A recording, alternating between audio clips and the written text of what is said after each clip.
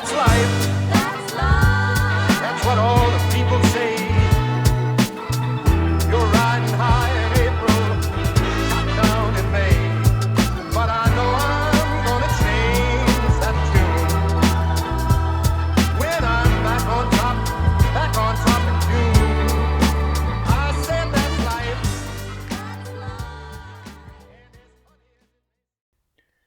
So boom, I hit go. Matt, we're back.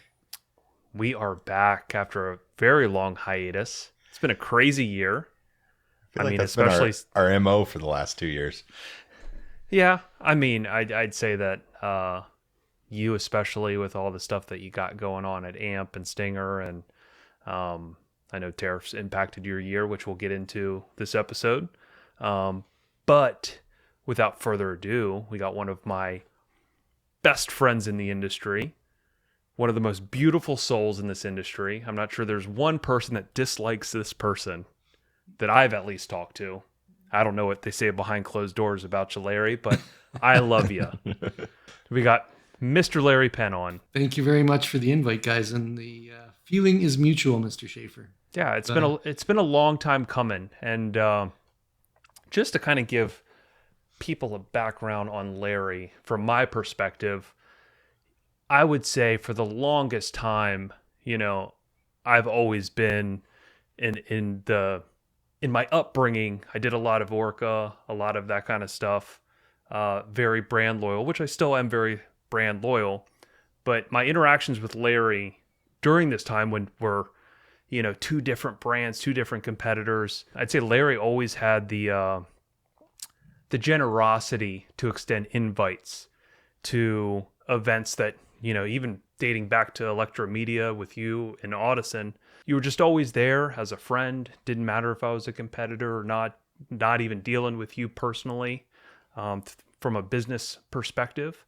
But I feel like just your generosity over the years really always made me want to work with you, right? Just because of how available you always were, how nice you always were. And again, you could be doing bigger and better things at the time, but you're always there to talk and always there to extend invites, even to events where I had no business being there, right? So, well, I don't know. I wouldn't say you have no business being there. Yeah. Well, thanks for that. I mean, it's been a lot of fun. My career really is all I've ever done is in the mobile electronics world. Yeah. And the last 25 years, I guess, of that has been dealing in the manufacturing and marketing side in North America. And that's kind of where I'm at right now. But it's always been a passion. My father got me into this, and we lost him a couple of years ago. But one of the things that he always loved was audio, and he was a mechanic all his life. So we worked on cars and motorcycles and putting audio systems in cars. And that's where I cut myself, or what do they say? Cut your teeth into it? Cut Whatever. your teeth. Yeah. We had a great time, and I miss my dad like crazy, but he was the inspiration for what I do for my living. And he wasn't too excited that that's what I was going to do for my living. Every parent wants you to be something else instead of selling radios for a living. But here I am, and been successful to the point where I'm comfortable in life. I'm not driving Lamborghinis around every day, but it's a good feeling, and I've had a lot of fun and met a lot of good people like the two of you during this time. So it's been exciting. So I went through my time in the install bay when I was a young kid. I volunteered my time at the local audio shop, sweeping the floor and running wires in the car and making the techs all hate me because I was in their way all the time, but starving for knowledge. And one of my big moments that I'll always remember that really fueled my passion for doing this was when Alpine had first come to market, and they were touring around the Lamborghini Countach. And they brought it to Little Lethbridge, Alberta. That's where I grew up, a town of about 60,000 people. And I still remember that day. I dream about that day every now and then. That Countach in the back of this glass trailer. So they had a big cover over it, and they unzipped the cover, and there's that car. And I still remember my hands and face planted into that thing. One day. And I have to tell a little sidebar to that. I got my day to experience that car. For those of you who don't know, we have a proof of concept retail store in Calgary, Alberta, Canada. And one of our clients had just bought the new to him 25th anniversary Countach red with the white interior. And he phoned me up and said, hey, can you go to the office and pick it up and do your usual radar and audio upgrade to it? And I run into my wife's office and I said, this is the day. I've driven McLarens and other Lambos and Ferraris and all that stuff, but I finally get to experience the Countach. And I'll just leave it as that was one of the worst days in my life because it ruined my image of what a Countach is. It was a terrible car, just a terrible car. So I walked into my wife's office because growing up, and I'm sure you guys had it too, the Farrah Fawcett poster and the Lamborghini Countach poster. And I told my wife that, man, it's a good thing I didn't get to date Farrah Fawcett because she was a letdown like that car was. My whole life would be a fake. So yeah, it was cool. We talk about it all the time about how so many of the old school guys reminisce about how good the cars sounded back in the day and all the gear. And I look back at it and I always wonder, right? Like we can't go back. We can't A/B that to a car today. But I will tell you this, about, I don't know, 15 or 20 years ago, my wife and I pulled out our old Atari 2600 and hooked it to a TV. And, blew on the cartridge and plugged it in and played video games for about 3 minutes and went, how did we ever deal with that? Right. But as kids, it seemed like the greatest thing ever. And I have a feeling, just like you're saying with the Countach, that if we went back and heard some of those systems, we'd be like, eh. Well, it's what you were first exposed to, It was like your reference at the time. Yeah. You're just like, wow, it does not get better than this. And in a sales technique in our industry, I use the DLP TV all the time, right? Because like in the mid 90s, dude, we all saw this massive TV, right? Magnavox. It was like 1,000 pounds and it was like $8,000 at Sears. And that was like the dream. You look at that and you're like, dude, that is so sick. Like it's never going to get better than that, right? And, if you were to lock yourself, and I kind of use this exact analogy, if you were to had been locked in a log cabin for the last 30 years, and then you were to like leave your log cabin and venture out and see like 8K laser projection of like what today's reference in video be, your head would explode. Right. I just bought a TV for a presentation I was doing, a 65-inch TV for $299, and I turn it on and I'm just expecting it to be terrible, and I'm like, it's pretty good. I'm like, this blows my plasma from 20 years ago that was way more than that out of the water. I love talking to people, the old school amp days from Phoenix and Soundstream and all that stuff, and man, they don't make amps like that anymore. I'm like, no, they don't. I always say it's the memory that we remember, not because we can't remember exactly how it sounds, but it was how it made us feel. That I still remember a Mazda MX-6 that we did 2 of the Route 66s with the original Clarion AC DS1 DSP. That was my first opportunity to work with DSP, and man, if you ask me now, how did that car sound? I would tell you it's the best thing in the world until I listened to other shit. But it was the memory of that, going to the Alaska finals with it and all that other stuff that it drives your memory, but not your ears. Right. So like that's the analogy, right? Is that people in today's standard of car audio, right? You buy an Escalade with the AKG system. You're sitting in there, most likely that's probably the best thing they've ever heard in a car, right? And it's probably not even close.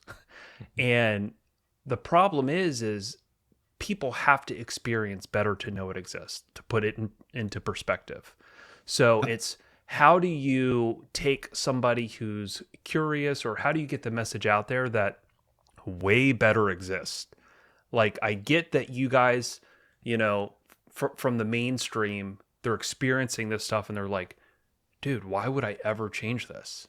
But at the end of the day, you A/B compare that to like legitimate equipment, legitimate clean power, same concept of tuning quality that the factory's doing with the factory drivers, where again, you're not messing up phase and all this other stuff, which you'll find a lot in aftermarket car audio.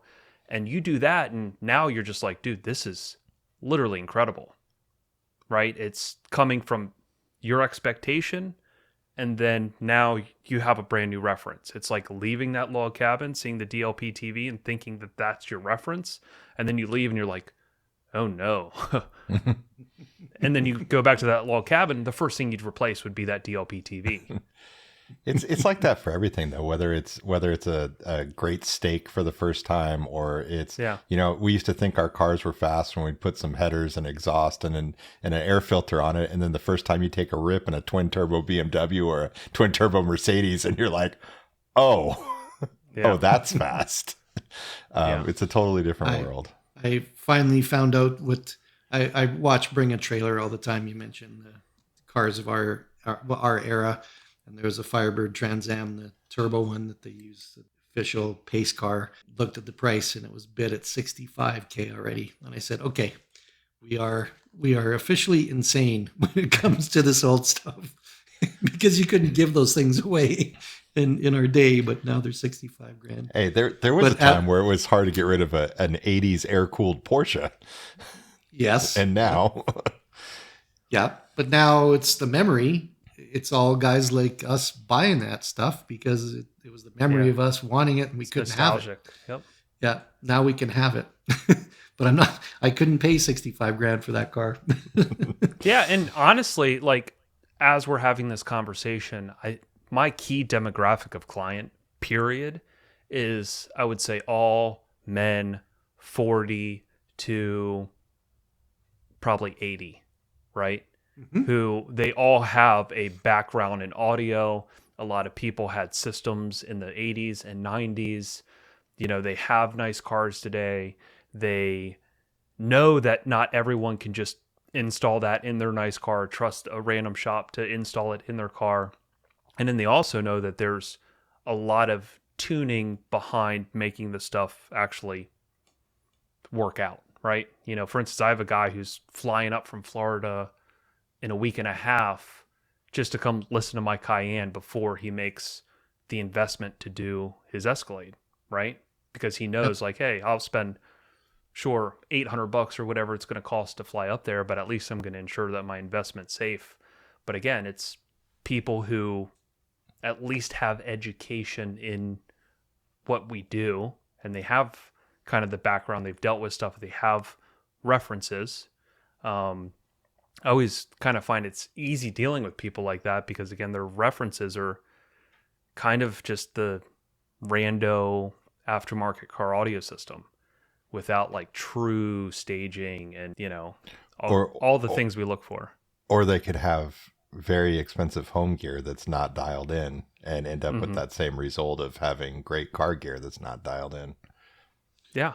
Yeah, but I think the experience of a great home system is usually a little easier to obtain than the car system. So I always joke around that most of our clients, they have a driver's license, because I don't know about you guys, but when I was 16, I was at DMV waiting for the door to open so I could get my license, because I had the 72 Roadrunner with the Pioneer GM120 and the Altec voice of the highway speakers on the rear deck ready to go with my Journey tape, ready to hit the road.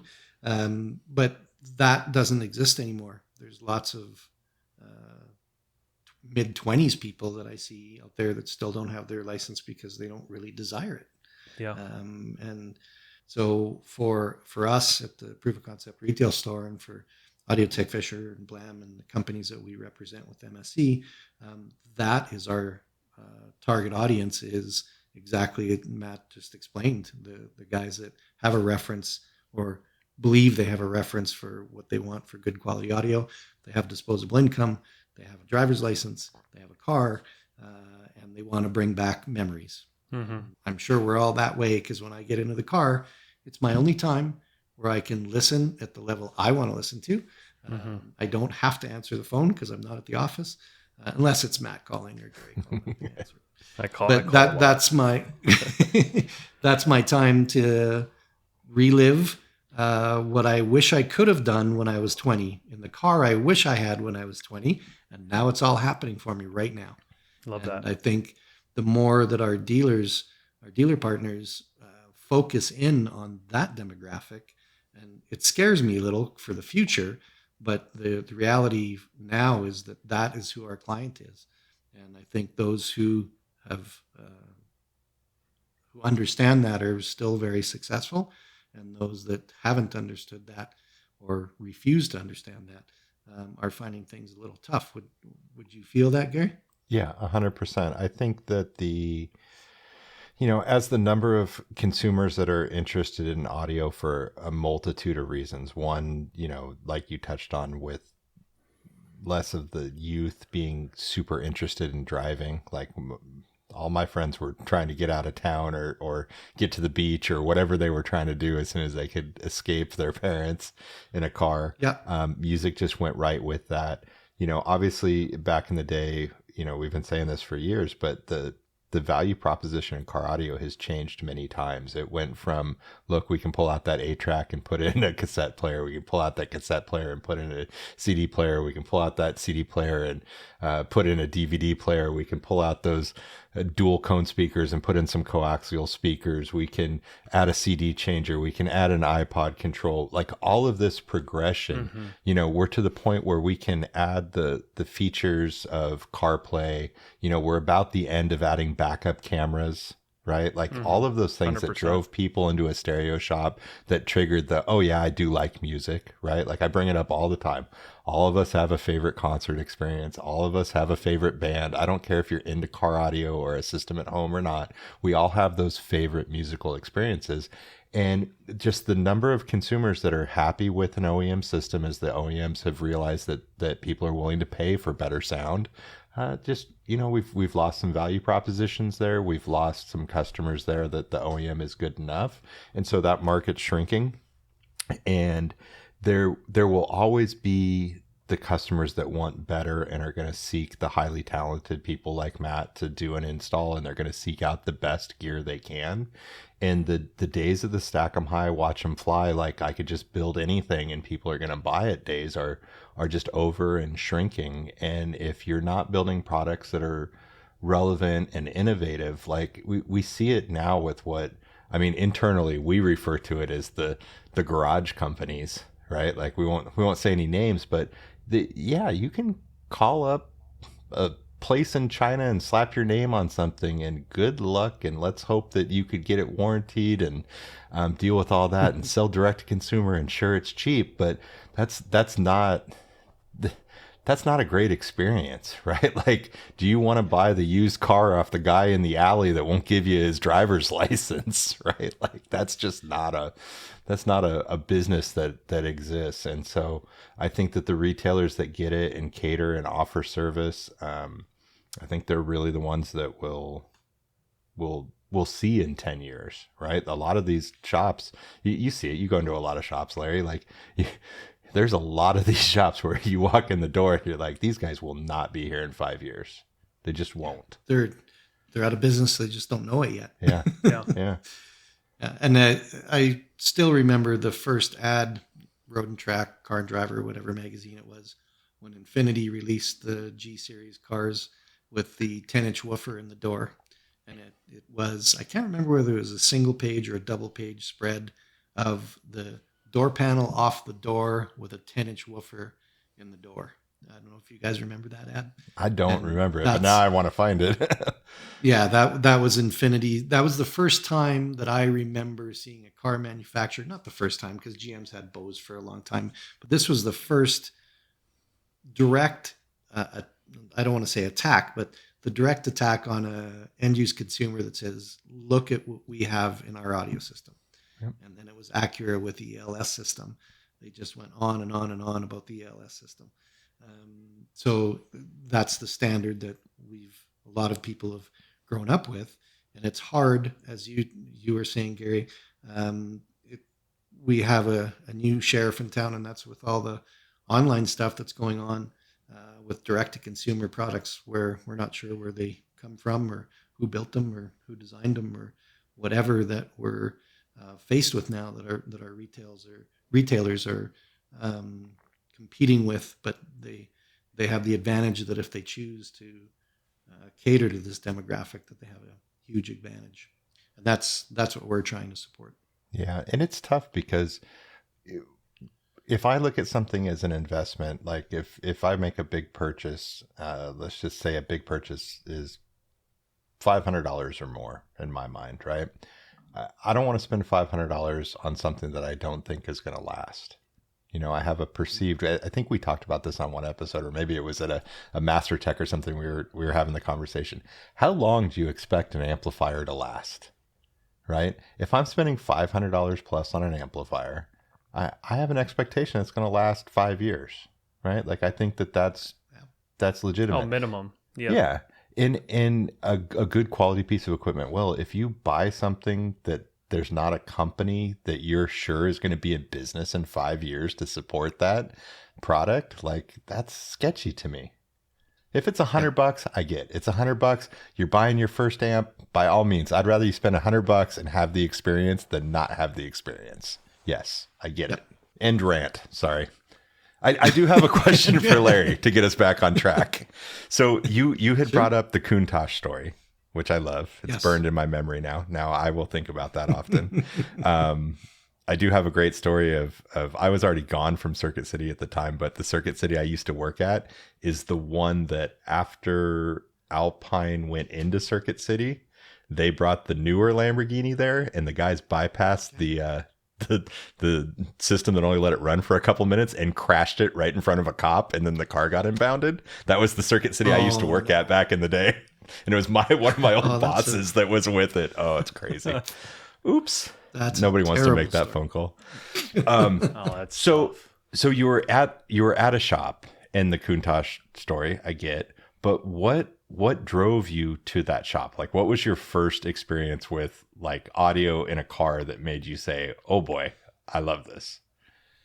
The real first car that I listened to was my dad's. I can't remember what year it was. Probably 72 Imperial.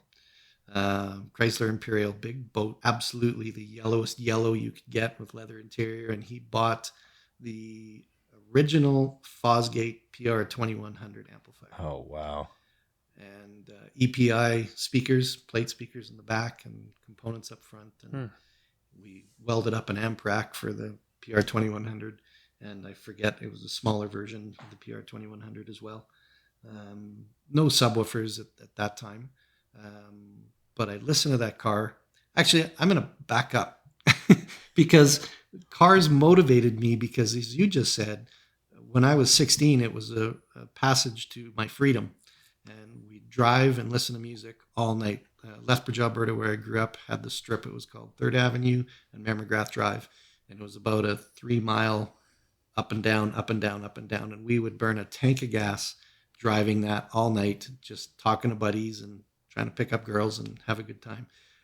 But what really got me from just having a car with some background music in was my dad had just purchased a set of JBL L100s. And with the L100s came this vinyl LP, and I put it on, and it was James Taylor, Fire and Rain. So you got to remember, I'm a teenage crazed kid. Scorpions, Judas Priest, that kind of stuff.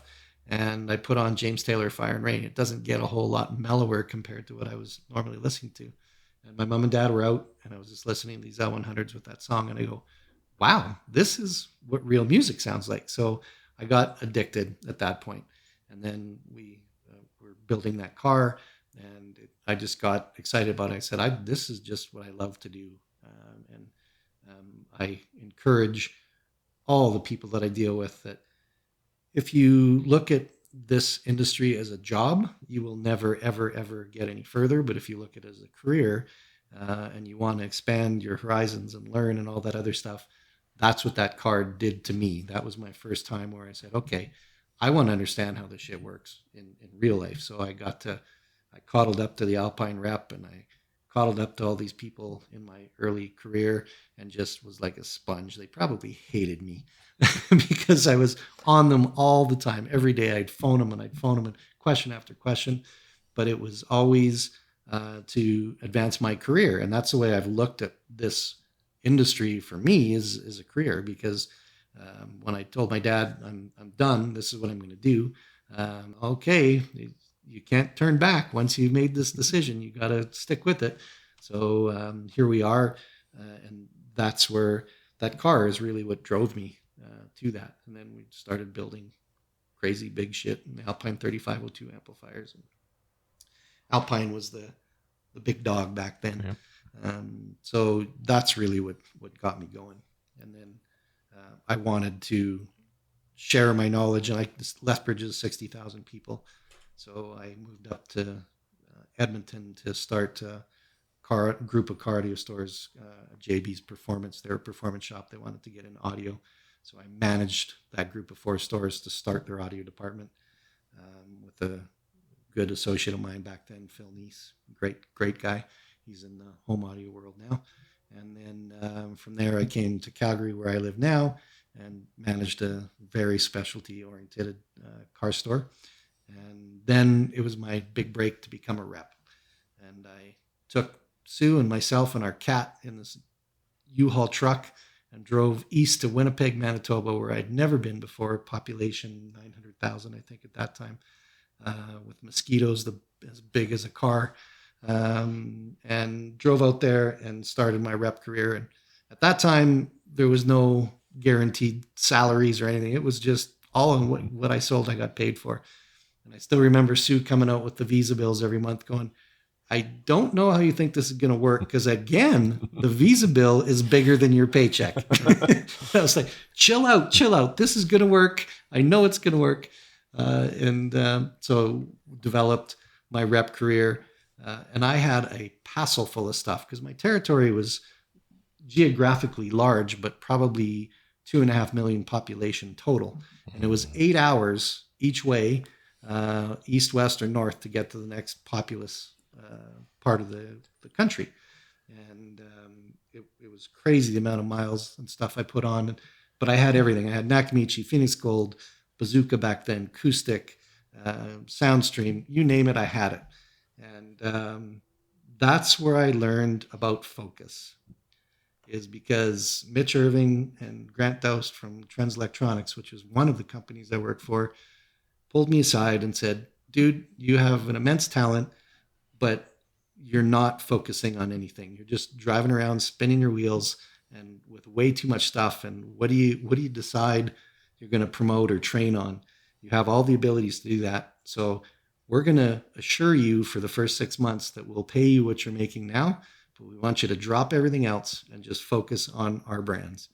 And that was Phoenix Gold and Bazooka at that time. And so I dropped Nakamichi and I dropped all this other product as a rep agency. And within 3 months, I was making more money than I did with the whole suite of products before.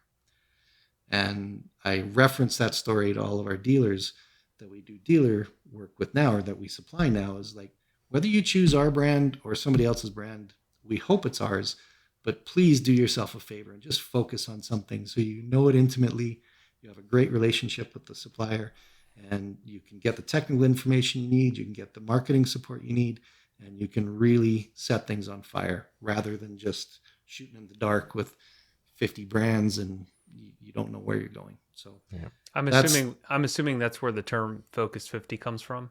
You're a smart man. You're not just good looking. Yeah. It's a cool backstory to understand that's where you came up with that idea. Yeah. So what Matt's referring to there is our Focus 50 dealer program with MSE, where we have a core group of dealers. It's actually about 72 dealers throughout the U.S.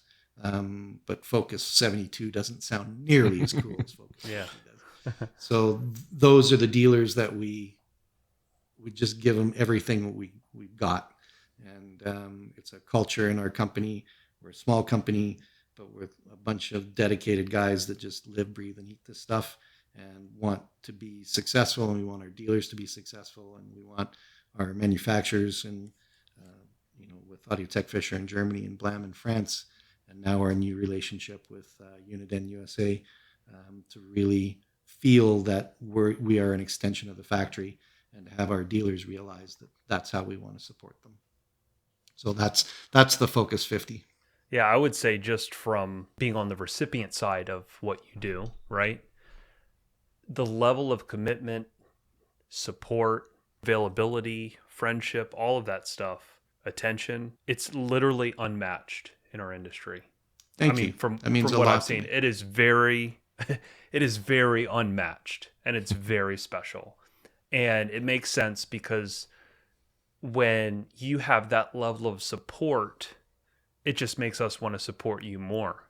You know what I mean? Yeah. Yeah, I can jump contagious. in as an ex MSC dealer, a small ex MSC dealer. That the benefit of having a great partner, and that's both sides of that business relationship focusing on the same thing, and that's growing together. And much appreciated through the years. Thank you very much. And Gary, have you been to Sound Effects store, in the showroom in there? I have not. I've seen lots of pictures, but I have not been there yet. My I God. need to get out there. Yeah. Matt. Yeah, we could drink some whiskey in there. Hell yeah. I got some Blantons in there. Brian Layton's commitment at Sound Effects and Matt's commitment to what we do. They have built unbelievable reference room that Sue and I don't have kids. That room is my baby, because when we birthed that thing together, I don't want to sound weird that Matt and I birthed something together, but Yeah. When that room came to life, it is something truly, truly extraordinary. And I thank you guys from the bottom of my heart for that, because that was a big commitment from both sides, our company to your company, and your company to our company. But my God, it's just beautiful. It's super cool, man. I mean, product irrelevant. It's just, it's the reference. Yeah. It's really cool. Like, you just walk in there in the showroom of Sound Effects, because like for the people who aren't listening, maybe you guys can search it out, find me on Facebook, go through my, photo albums, and you'll see the room, or I have a YouTube video on my channel of that room. But essentially it's like the idea behind it, I was thinking of like when you go to Vegas and you're at the Venetian, or you're in Paris or wherever, and you see like a shop within a shop. Like, you feel like you're outside in a hotel, but then you see a storefront or a restaurant, and it makes you feel like you're outside, right? So I had that idea to where it's like you're in just a regular car audio showroom, but then it looks like there's a Parisian like restaurant or bistro or whatever it is, their coffee shop. And that was kind of the idea behind it. So like there's a full brick facade, there's windows, there's lanterns, there's It's just gorgeous. Coffee tables outside. There's even an iron rod fence like before you go into it. But again, it's set up like a Parisian coffee shop. So there's tables on the outside facing outward, just like you'd find in Paris. And then you go inside, and it's just it's simple, it's understated, but like the product does the talking. It feels luxurious, and it's a great place for consultations. We have what I call the Brax Tiny Desk, right? So we have like a big 80-inch TV over top of the Brax Matrix sound setup with the Revelation amps at this point. So it's a really cool just place that you can sit that has more of a reference audio sound that's not in a car. That way you can kind of compare what you're hearing in a reference room tuned for a seat. And then you can kind of take that information with you, walk into one of our two cars, and then kind of compare how that translates to a car. So it's really a fun demo, because I can play the same tiny desk that you'd sit in there and then experience it within the car. And I'm always going to say that when you take that experience into a car, just based on the sheer less area inside a car, the more dynamic range you're going to achieve. And if you can achieve the same imaging that you can at a desk in a car and just make all those speakers disappear, it's going to be a more fun experience, right? Like, again, you hop in my Cayenne and then you go into the Brax Tiny Desk. It sounds way better in my Cayenne, and that's the goal of the demo. Yeah, but what I always talk to our dealer partners around the country, and because what have we got on the Tiny Desk? We got 3 of our Revelation amplifiers that are $5,000 each. We got, so that's 15 grand. I think we have 4 in ours. Oh yeah, that's right. So okay, 20 grand in amplifiers, $6,500 in a DSP. Yeah, It's 26.5 plus speakers. So you probably got $33,000 worth of stuff on that Tiny Desk in a showroom. Mm-hmm. And here's the part that blows me away. And I would like you to share with the world this. What's the population of Lewis, Delaware? Is it I mean, it's 60,000? I'll say it's growing. It's on add fire 2 people? right now. Actually, Somebody pregnant? No, Is that what I no. heard? No, it's actually where we live is on fire right now, and it's funny too because I got to do this. there's so many What clients. is the population of Lewis, Delaware? I got to ask Siri this. So the whole state is 989,000. But I think when I looked it up, it was 70 or 80,000 people. Yeah. So when I showed pictures, because I use that room all the time, and I should pay you guys copyright for that, I guess, but I use that room in our presentations all the time.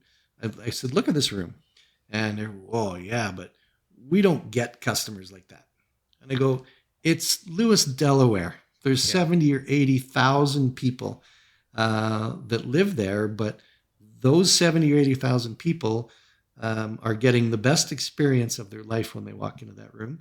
And you are bringing people from all over the United States into the store and using that room to those guys that actually show up, because I know you do a lot of stuff just over the phone. But I'm curious, because we've never really had a sit down about that. What is the reaction from the clients that come in there to see that?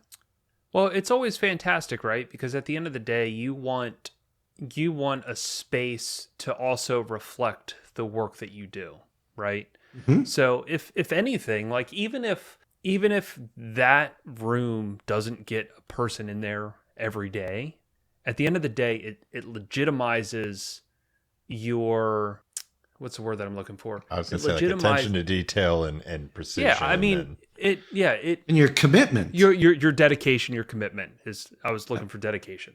It shows your dedication to what you do.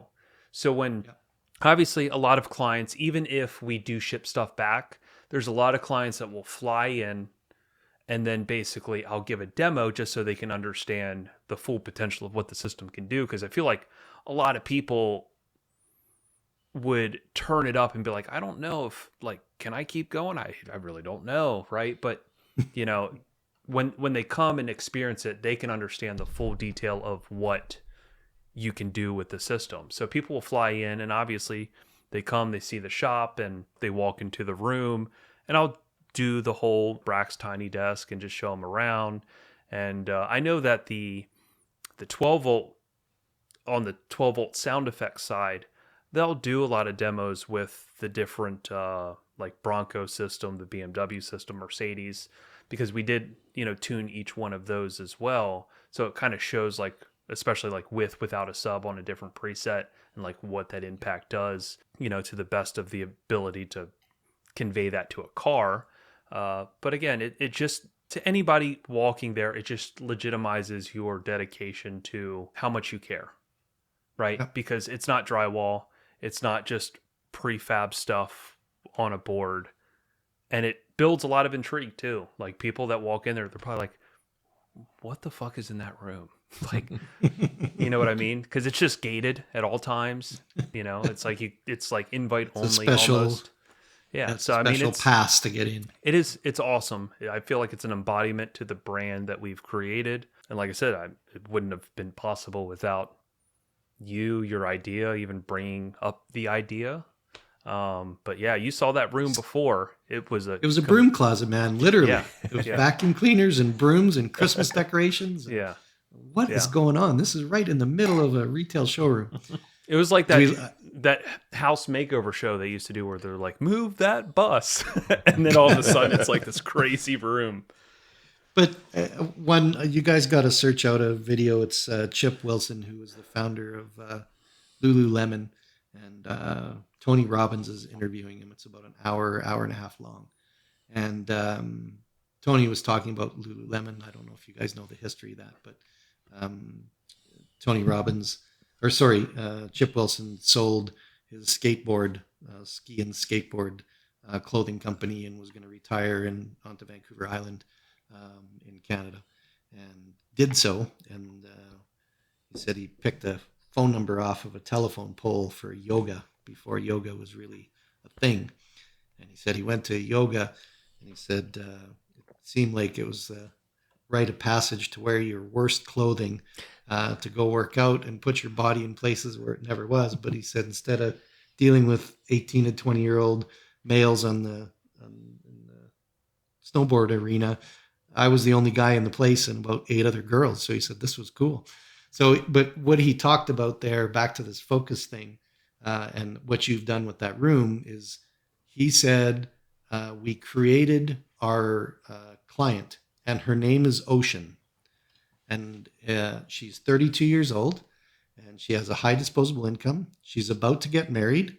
She wants to have a family, but she wants to be successful in her career before she winds that up. And she wants to be in shape. And we decided that was our client, and we were going to be the best at black Lycra stretch pants. And he said, we chose black because I got a good deal on the special fabric, but it was all black. So he imported all this black Lycra to build these Lululemon stretch pants, focusing in on that, and then talking about how his stores are set up. They do yoga demos, and there's no 50% off racks. It's just all about lifestyle and making people feel like they're special and in shape when they're at the Lululemon store. And he said, if you want to be the best, you have to be the best through the whole chain. You have to have the best product, the best showroom, the best staff, the best 100%. training, the best shipping, the best warranty, the best of everything. Because if you're just good at one thing, then your whole average has just come down to good. 100%. And what I see with your store, when we walk in there now and somebody experiences that room, and then they get to talk to your people, and you guys have got the whole back end support mechanism to support that room, that is the best. And it carries through. Have you guys visited a Lululemon showroom? I have not. I've been in one before. Yeah. Okay. So you get what I'm saying with Yep. that. It's, I did, however, because of you, Larry, buy my wife a Dyson hairdryer, and that was your fault. Yes. But that's the same thing. I mean, you tell me why you spent $500 or $600 on a hairdryer. It's Because pretty cool Larry shit, is isn't a it? hell of a salesman for Dyson. I hope you get a commission. Yeah. I don't, but Speaking of Dyson and nice stuff, I'm so bummed this week because I've had a Dyson canister vacuum for probably 20 some years at this point. It's like the first vacuum I ever bought as an adult. And I went to use it just literally 2 days ago, and it doesn't power on. oh, And I was so depressed because Dyson is good shit. Like, it is very high well engineered stuff. It reminds me of like an Electrolux vacuum from Yep. the 50s and 60s. Like, hey, that- whoa! They're probably Electrolux was my first vacuum, and I'm not that old, so It's 80s. probably no. I feel like no. Electrolux. Ask Siri when Electrolux was founded. All right, right let's now. do that. When was Electrolux founded? I know it's Wow, before the shit, 80s. we're 1919, Yeah, but they were Yeah. still Yeah. they were still hot in the 80s, buddy. They were still hot. yeah. My I remember- grandparents had an Electrolux that was like all just it was beautiful. It was built like a 52 Chevy Bel Air, right? Dude, It's just we bought that vacuum beautiful. cleaner, and Sue and I financed with them because we were 19 years old, but I had to have the best. Remembering the best, I always bought the best shit I could. Yeah. Even when we couldn't afford it, we financed the vacuum cleaner. That's how bad Yeah. it was. Yeah. We paid for that sucker for I think 6 years, but it lasted all those 6 years too. Yeah. So it was good. And that's why I'm mad. Like I'm the same way. That's my lifestyle. I don't buy a lot of shit, but when I buy shit, it is pretty much the best of the best because Dude. I will take care of it and it'll last forever. Does Dyson have a repair center in Lewis, Delaware? Yeah, his name's Matt Schaeffer. He's going to You're gonna YouTube tear that stuff thing and apart? buy some parts. Gonna 100%. YouTube it. You're gonna make it. Yeah, I'm you're not gonna make a spending YouTube another video. 600. No, I'm not spending another 600 on a vacuum because Just I'd have picture to buy what's another More than Dyson. 600 now. Dude, it's $600 for their hair dryer. Their vacuum's a little more than that now. Yeah, fuck. Crazy. It's funny you say that, Gary, because my wife, we were picking up some hair slop at the local hair supply store, and they had a Dyson curler dryer all in one thing. I don't know. With this head of hair, I don't have to worry about that shit. But it was $600 on sale, and my wife had to get it for her sister for Christmas. And I go, man, why did I bring all this shit up? Like, it's too much money.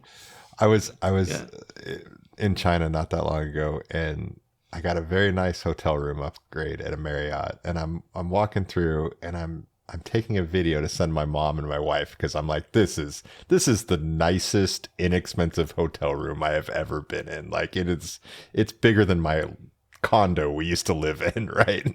And I'm walking through, and all of a sudden, like, it doesn't really dawn on me, but there's this weird thing sitting on the counter in the bathroom. And I go over to it and I unzip it. I'm like, oh, that's why it looks familiar. And there was a Dyson hairdryer sitting in the hotel room. I'm like, damn, this place is fancy. Yeah, you are fancy. pretty That's weird. impressed. Where do I get a job like that? I I have to stay at the Super 8s. I paid for the cheap room. That's all I'm saying. I paid for a cheap room in China and ended up with a little mini mansion. It was pretty cool.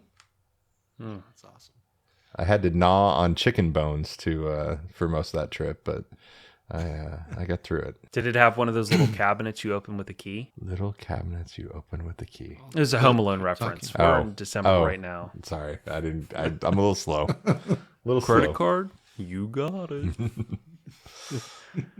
All right, so back to your story. At some point, when do you make the shift to work from a shop into We got to rep. working for a manufacturer? Well, we got to rep. I Scale was a rep. rep. Mm-hmm. Yeah. And then I went to work, that company at that time was called Aerolex Acoustics. And the two owners had split off to go, or two management people had split off to go start Trends Electronics, a distributor in Canada. And I went to manage Aerolex Acoustics, which was the place where these guys just took off from. And we were still doing Acoustic and Soundstream were their two main brands. And that's just the Soundstream was going through their Chapter 11 stuff with Donna Haas at the lead. And did you guys ever get to meet Donna at all? Mm-hmm. I did The not. Adams from Soundstream. That's the old original Soundstream when it was USA designed and born and thought of, the old Class A50s and D100s and all those cool amplifiers. But it was interesting. I've learned so much through this industry, and thanks so much people for that, because I got to run the sales side of Soundstream as they entered Chapter 11. And I'm not going to get into the why they were in Chapter 11. They had tremendous problems with production, with the production company that they were using. But there was a tie with Donna and the owner of the production company that was very, very strong from a health perspective. They helped each other out. Anyways, I still remember calling people and getting orders because during Chapter 11, the bank would release money to Soundstream on my sold purchase orders. So at the end of the day, Donna would come and grab the purchase orders that I had sold, and I couldn't travel because there was no money to travel. I had to do it all by phone. So I'd be on the phone trying to talk to dealers, and I was just a stupid white Canadian kid at that time. And here I was in California talking to dealers that I never met in my life, telling them they need to buy some of the shit from a company that's in Chapter 11. It was a wonderful education. Got lots of FUs and hung up phone calls, but it was so eye opening to me to see how the bad side of our industry works, and why I say bad side of companies in financial trouble, but still building a great product. And it was amazing time. So that was my first foray into the wonderful world of manufacturing and trying to figure that out. And that was at the company's worst segment. I did that for about a year, and then I came back to Canada. Then I was working for that manufacturer, and that's when Focal became available in the U.S. market through Kimon Bellis. I learned a tremendous amount from Kimon. Him and I both, I was running the Canadian distribution company, and we were distributing Focal in Canada, and Kimon was doing it for the U.S. And we hooked up, and we worked very closely together. And I accepted a position with that company to run the U.S. side as well. And we hooked up with Audison, and that was step into the U.S. side. And then I took a job with Electromedia, which was Audison and Hertz, as their America's area manager, they called me. So I was responsible for Canada, U.S., Mexico, Australia, and then I was the token English-speaking kid that they sent all over the world for trainings and stuff. And I was with them for about 15 or 17 years. And what an experience that was. A great company, great people. But at that time, we had started the store here in Calgary. My wife had started it. I said, I'm just going to pull back and just run the retail store and stop this international traveling and just chill out. What year is not this? getting any younger. That would have been Ish. 12, 15 years ago, I guess, something like that. Okay. When I left. So I had retired all that stuff, and we're just running the retail store, and we're distributing Audison in Canada. They didn't want to lose me out of the family, and I really didn't want to go. So that's how we stayed together. But really, just with Audison in a small market of Canada, we got 30-some million people. It's not really huge, so it wasn't really enough to build a distribution company on. And then Gudrun from Audiotech Fisher called me, I guess it's 7 or 8 years ago now, and we, Chris and I and Jason Degos, who was a big help in getting MSC fired up and going, we flew out there, and they had us at a hello. We toured the factory. We saw the amazing things they were doing with their amazing people. And we were there for 3 days. And after day one, we came back and started off the meeting in the boardroom the next day. And I just said, well, let's do this. So I had called Sue that night, her morning, my night. And I said, remember that promise I made to you that we're going to settle down and kind of chill out? Well, I'm actually going to take all of our savings and we're going to go all in over here. And I promise after this gets going, I'm going to settle down. So we built Audiotech Fisher in the U.S. market, and we've been very, very successful with that. And same with Blam, my history with Focal, Guy Bonneville, who had been Focal's product development manager in the car side for 25 some or so years, had left and started Blam, which is our Matt and I's matching headphones tonight. So we partnered up with Guy as well, distributing the Blam products, and went very strong in US and Canada. And we had a group of real dedicated people that helped us get it there. And I thank each and every one of them and our team for all their efforts, because it's easy to be the leader when you got great people that you work with, and that's really what it is for us. And then recently, last month, we entered into an agreement with Uniden as basically their sales channel for all specialty products, the R4W, R8W, and R9W for North America. So they're going to concentrate on... Thanks, Matt. Thanks for all your support with that. Welcome. Welcome to this side. It's a great product. They're great people. The things that they are going to allow us to do and support us with are going to change the way radar and laser defense systems are sold and marketed in North America. And we are so pumped to get going. So that officially it's going to be January 1st, but our inventory will be in before then. And we're working daily with Cammy and Juan and Ed and JJ and all the guys at the factory there to get ready for this and get some cool things happening. So we're going to have fun with that. So that's kind of where we're at as of today. And it's been one dealer at a time. We're, as you saw with your room, we're building smaller experience centers around the U.S. We're moved all of our display production in-house now. Actually went out and bought an edge banding machine for building our cool horizontal displays. It's my new favorite tool. I don't know if you guys have ever seen inside of an edge bander, but there's so much mechanical shit in there to go wrong and needs to be adjusted all the time, but it's so cool. I have a terrible edge bander story from when I worked at the display company. I got to hear it. When I left Alpine. Oh gosh, OSHA's involved. It's bad. When I left Alpine, I went to work for the display company. We had a couple of big edge banding machines for doing production, and apparently one of them was a little older and had a tendency to jam up. And apparently somebody in the back decided it was a good idea to just basically bypass the safeties that shut the machine down. So that they could unjam it in the middle of production. And Matt, if you're not familiar, there is a very sharp blade that comes down and trims on an edge bander, and somebody lost a finger. Oh yeah. Like I say, it's a mechanical nightmare inside that thing. Oh yeah. We bought a brand new machine. They came down, set it up, trained our guys. The next morning we went to turn it on, and it's got 2 polishing wheels on it that polish the edge of the edge banding. And one of the motors burnt out on it, like day 2 of owning it.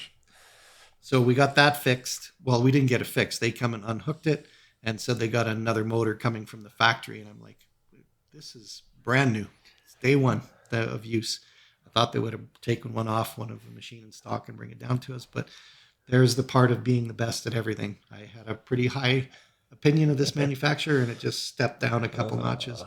And then the next day, Dewey came in to use it again and blowing breakers again. So what is going on? And found out that the glue pot, where it squirts the glue out, there was a piece of the casting for the pot itself had dropped into the glue and got caught up and jammed into where the glue is squirted onto the edge banding and smoked that. So they had to come in and fix that. So it's just, man. But now it's stable. We're still waiting for a motor, but it's stable. Oh, gosh. So, yeah, we've brought all that in-house now. I wasn't happy with the display manufacturer we were getting to build the products.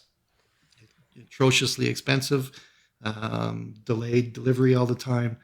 And finally I said, we're just going to do this ourselves. So, yeah, I've got everybody working at about 130%. As I said, it's wonderful to have the people that thrive on living. I mean, we're not there till midnight every night. It's not a sweat factory, at least not yet. Working on it. Yeah, that's right. Yeah. So yeah, it's been a great year, challenging year. I know you had mentioned at the onset of the show, Matt, about the tariffs, and I'm curious to see what Gary is going through. I'm very interested for this conversation, which is one of the biggest reasons I wanted to set this up, just because I feel like that's kind of the story of 2025. And I don't know if it's a story or a nightmare. Yeah. I mean, I would say probably the both of you are probably the 2 people that I talk to most in this industry, if I'm being honest. And anytime that I've talked to you guys this year, I feel like it's just revolved around tariffs and product. And, I've heard a lot of behind the scenes, and I feel like most people listening, like, they understand the word, they understand what it means, but I don't think they really understand the impact from a manufacturer, because from a manufacturer, you have to make a lot of decisions, right? Are you going to pass that down to everybody buying your product? Are you going to hold tight? Are you going to like, there's so many things to calculate based on a brand decision. And those impacts may make or break your entire company.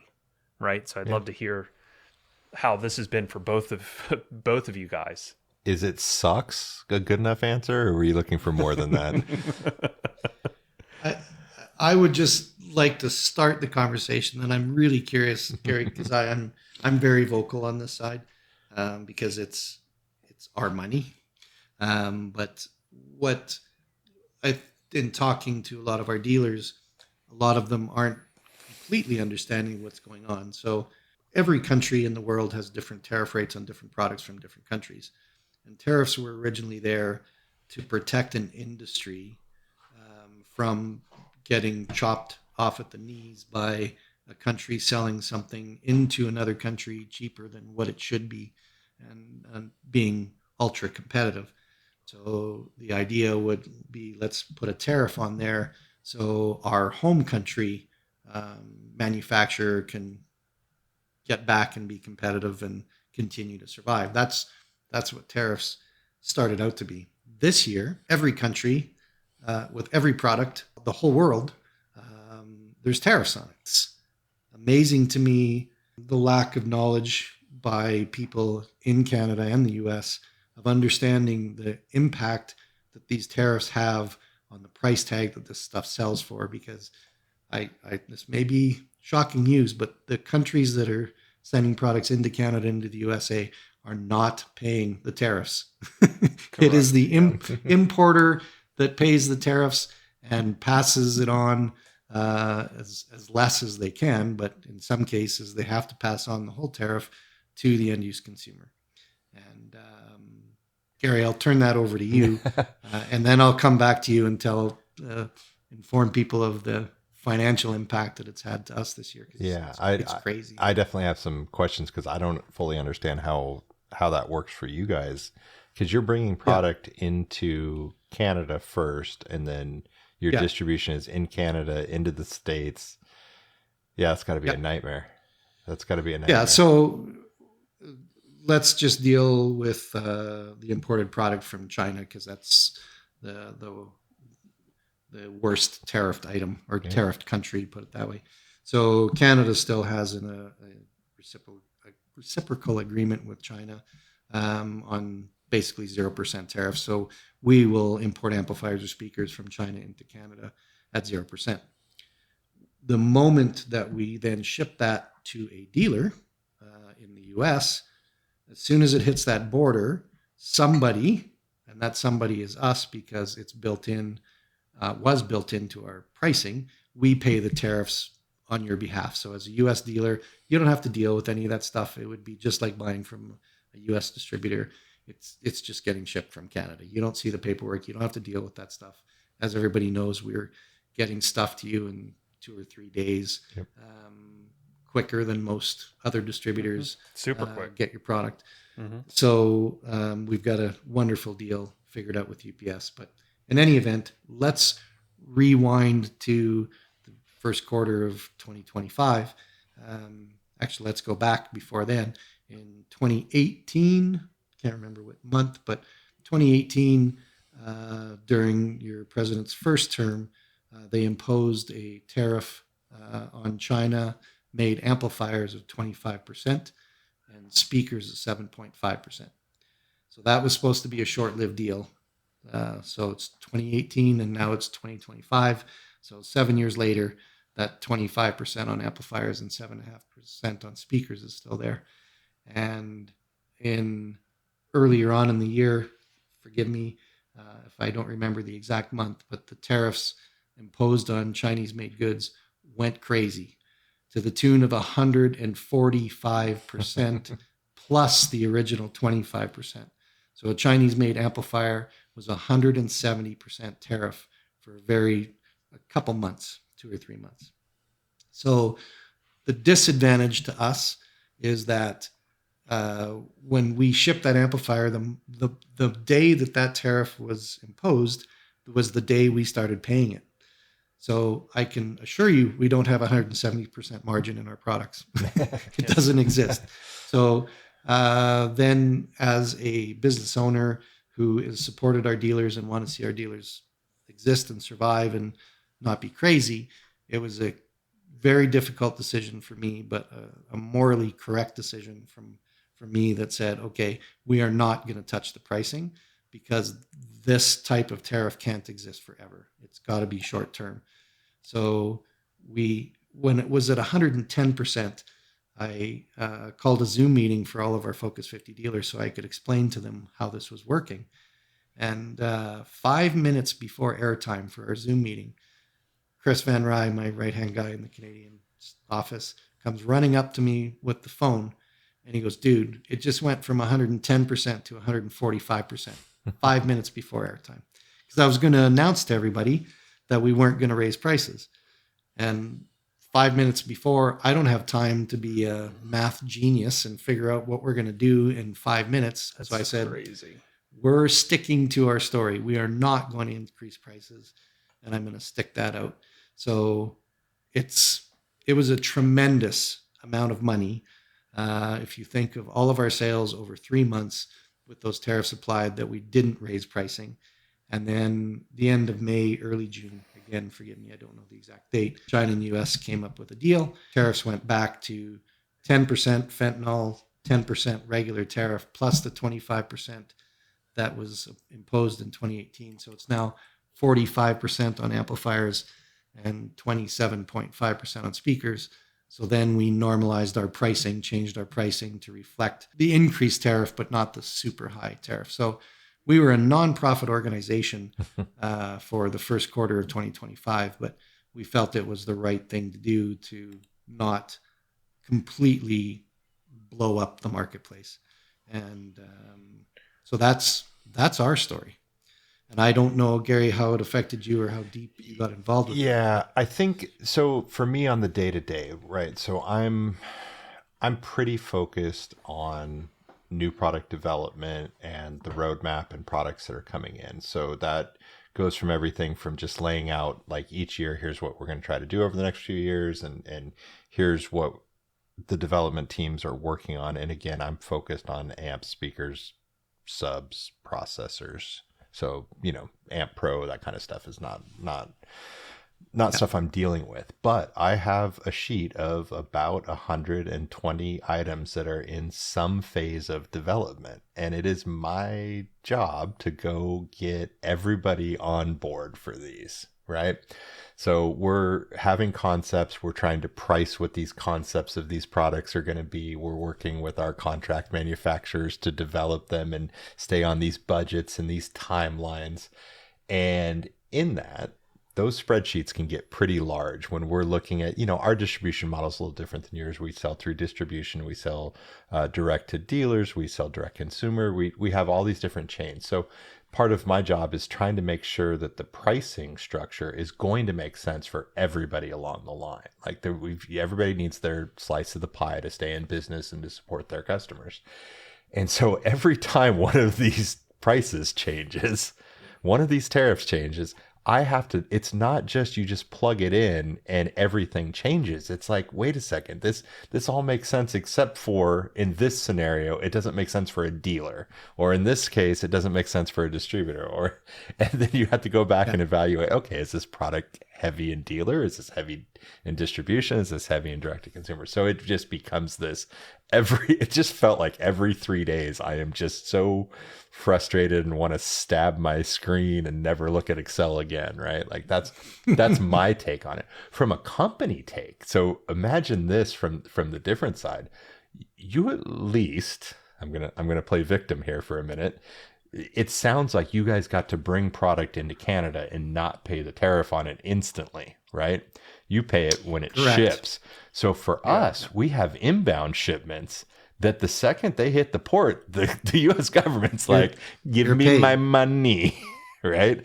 Yep. And so now from a cash flow standpoint, like I do not envy our finance team that had to deal with all that through the year of just trying to forecast what they needed to pay the tariffs. I guess the good thing from our position is the day that those tariffs are taken off, if that ever happens, that day we can stop charging the tariffs and our pricing will immediately go down.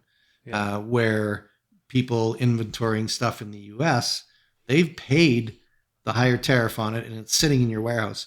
You have no choice but to sell it at the higher price because you've paid a higher price for it. Yeah. And So yeah, in a dealer we took it on the front end. Yeah. We took it on the front end. You're going to take it on the back end. Yeah. Just If there ever is a back end. yeah, I tried to explain it to dealers that it's like, imagine that when we sell you something, if you're on terms, right? It's not just like, hey, you've got 30 days to pay for this. It's like, I know you have 30 days to pay for it, but I need 100% of that as a tariff up front also before you ever get a chance to sell it. And that can really wreak havoc. So it's definitely tough to deal with. We as a company have been moving many products out of China for a few years now. So it could have been worse. I think that we were in a pretty decent position, but then as increased tariffs hit other countries, it also became interesting that it's like, well, wait a second, it might actually make sense to go back to China on some things. So it's definitely been a ride. I certainly don't want to get involved on the political side of this because everybody has their own opinion on that. I'm just talking from the financial side. Yeah, it has got way more expensive during that first quarter of this year. It was almost prohibitive. It was I joke with everybody because going back to the beginning of this episode, we talked about my Lamborghini fix. I said to Sue, I need to have a Lamborghini before I die. That is my Lamborghini fund gone.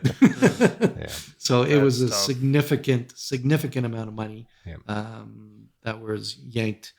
It was either charge the dealer, which in turn charges the end use consumer, or hold tight because we had spent 7 or 8 years of our life developing the relationship with these dealers and gaining the market share that we had and getting our product on the shelf.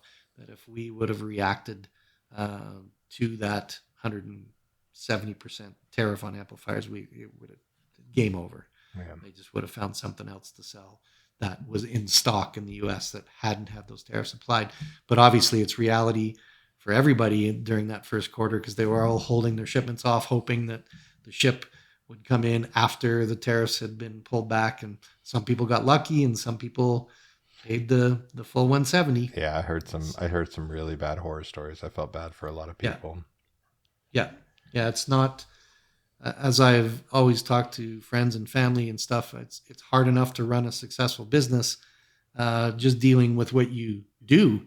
Never mind trying to navigate this, getting up in the morning and wondering, okay, what happened last night? And then you find the news. It's like, oh my goodness, how do we react to this? Yeah. So we made it through. We're all good. Just had our year end and our accountant was very happy with how we navigated through that. So we're solid. So good. It's a good feeling. Get to fight another year. Yeah, for sure. We got shit to do, man. We got some fun to have. Yeah. It's funny. A few seasons ago, we had a like the theme of one season was like our $3,500 system build. Right. So like, that doesn't cover the tariffs now. Since then we've had COVID, we've had inflation, and then we did have tariffs. So it's like let's build a $15,000 system now. Yeah. What is that system. What would that $3,500 system cost today? I know it's different for other people, but I have a hard time developing a full system done correctly for like under $9,000. I find it very difficult. What would you say the average ticket is in the main retail store, man? I don't know. I feel like I'm so disconnected from that side. Okay. I asked you the other day, what was the price point at which you got involved, right? Like at what point on the sound effects side do they say, this is big enough, we should grab Matt? I think your answer to me was like $7,500 is where like it starts to make sense to even have a conversation. I would say once it gets to the point where they're like, hey, can you demo this person something? At that point, I become so invested just because it's my passion, right? I then just take over at that point. You know, I'm selling them the industry and what we do for a living. Because at the end of the day, when it comes to sales, I make this analogy all the time to people, is like you could be homeless and you still have dispensable income, right? They're spending it on Cell phones. booze, I always on see homeless people with cell phones now. How did that happen? Yeah, Cell phones and cigarettes. They have Jordans. Like I saw a guy in Philly sleeping on the side of the road with pretty fresh Jordans on. Come He was on. sleeping. He had a cardboard box over half his body, and it was pretty cold out. So I'm pretty sure he was actually homeless. But he had some fresh Jordans on. That's my point. Everyone has dispensable income, right? And it's our job as salesmen to make that audio, right? Because you might be a To watch guy. extract You it. might be coming in. You might be really focused on, hey, my thing is shoes, or my thing is watches, or my thing is travel, or my thing is clothing or eating out. Your job as a salesman is to make audio their thing. Like, ignite something in them that says, holy shit, I could really enjoy myself enjoying this industry. I feel like you just have to have that experience. You got to get them in something that so blows them away with what their expectation was to what their reality was feeling it. Like when you saw the Lamborghini way back when, or when you got in your first really nice car, whatever it is, like when you have that first nice bite of a steak and you're like, this is way different. Like, I love this. It's our job as salesmen to create that atmosphere. Okay, so Gary, point, you points, said- counterpoint. Are you? Is this what you're asking for? I get it. But as much as, yes, I would love to drive a GT3 RS every day and beat the living crap out of it, and yes, that is the pinnacle, I am never going to spend that money on that car. It's just not going to happen. Here's the point. Here's my counterpoint. And if I had to come out of pocket and spend the money that is in my car audio system, it would never happen. Right. Right. So But the what difference if you is weren't here? I'm What would you do? I'm exposed to it. Okay. Right. And that's why I didn't have a car audio system for as long as I can remember. Would you Because I'm rather go exposed- without? Okay. I'm exposed. I was without it for 20 years, but I got my fill because I was exposed to it. That's true. But I You will got say, Larry, but before you start, I will say, now that I finally have a system, I look at it in the eyes of one of my clients, because there's a lot of times I'll come home, let's say on a Friday before I have any commitments, like I'm just kind of by myself. I'll make myself a cocktail. I'll go sit in my car and I'll jam out for 2 up. hours. So I need to bring that into perspective, because Gary, you were talking about GT3 RS or GT3 or whichever step you took there. But as I talked about, my father was a mechanic all his life and service manager. My mom was a stay-at-home mom, and we had 3 kids. So there was never tons of disposable income there to get rid of. But we had the best of everything. And one of the things was audio. That's what made my father tick. We had Stax electrostatic headphones. We had the Nakamichi 1000 ZXL home cassette deck that time was $5,000. We had Dynavector tone arm and on the Technics SP10 turntable. It's funny, I remember all the exact model numbers of this shit. That's a sad life, isn't it? But to add to that story, I was at Audio Arc in Edmonton, super high-end home audio store. And I was saying, who's your number one client? And he said, did you remember just seeing the guy that walked out? And I'm like, well, you didn't have a client in here yet because it was early morning. And he says, no, the mailman. That guy has the most expensive 2-channel system we've ever sold. And he's a mailman. So to Matt's point, I never, ever, ever, ever give up the fact that somebody doesn't see what we do as being the most important thing in their life. And I just, as Matt has said, I always want to give the best experience we possibly can. For Because that whatever person, price point they have. yeah, that person is never going to experience that anywhere else. And once they've lived that reference, it's much easier to step them down than it is to go from a $1,000 system to a $7,000 system. I completely agree with that. I just my fear is that I don't ever want to discourage somebody from taking a step because they don't feel that they're going to be happy without spending 10 or 20 or 50 grand on an audio system. And again, in the most basic cases, like you can do a lot. Like I'm going to take my company, my business, that side of it out of it. What does a match amp and a set of match speakers cost, Larry? Match 8-channel DSP amp is $1,000 to $1,200, and a pair of speakers is $400 to $500. And a match woofer to go with it, and it makes a hell of an upgrade. And it's $3-4 grand in gear, and you're getting a night and day better experience than you would in basically any automobile. $3-4 grand in gear. How much in labor? It's if you have a plug and play harness, and it's not that involved. Like you can. What I'm trying to get across is that there are ways to approach audio upgrades that get you substantially better sound. It's not. It's not the $30,000 level. And the awesome part is, like, again, this is where people go into the Chevy dealer and they look at the Z06 Corvette and then they walk out with a Camaro, right? Like they give them that experience, let them dream, let them have that vision. But still, a Camaro is a bitchin' car to drive around every day, and it still peels out, and it's still fun. It's 60% of the experience for 60% of the cost. And it's still fun. I got to say to you, Gary, when I saw you at SEMA, sorry about that, by the way. As much as my head was so involved in the Unident thing, I came to your booth and you rattled my soul with that truck ears. And even though I wasn't a big fan of the high frequency, the low frequency was like unbelievable in that truck. And I said, how much are these woofers? And I think you told me they were $150. Yeah, $159.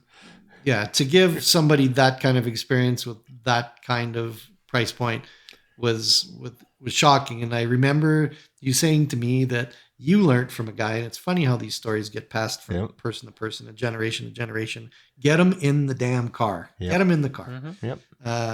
And that's always been my thing. I damn near had to twist Larry's arm to get him in the car. I'm just like, you got to hear this mid-bass. You got to hear this mid-bass. I knew it was about to happen to me when I saw all the tweeters and shit in that thing. I go, this is going to hurt. Yeah, a little bit. But the big thing to me was the bass in that car. And it's bass is something that people always will remember. And then as we get older, it changes a little bit, but we still love the low frequency. Oh yeah. That's what brings the music to life for sure. Nothing like having your chest tickled a little bit. Yeah. That's right.